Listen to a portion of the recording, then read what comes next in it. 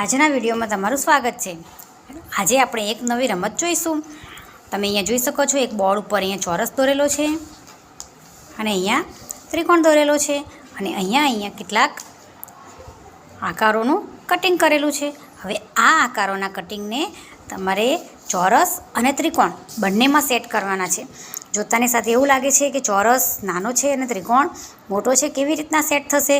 પરંતુ બંને આકારોમાં આ જ કટિંગ સેટ કરવાના છે। તો આ રમત માટે અહીંયા આપણી સાથે રોશનીબેન, આશાબેન અને જશોદાબેન છે। તો ત્રણેય દીકરીઓ આકારો સેટ કરવા ટ્રાય કરશે। તો ચાલો જોઈએ। ચાલો સૌ પ્રથમ કોણ સેટ કરશે? રોશનીબેન। ઓકે, ચાલો।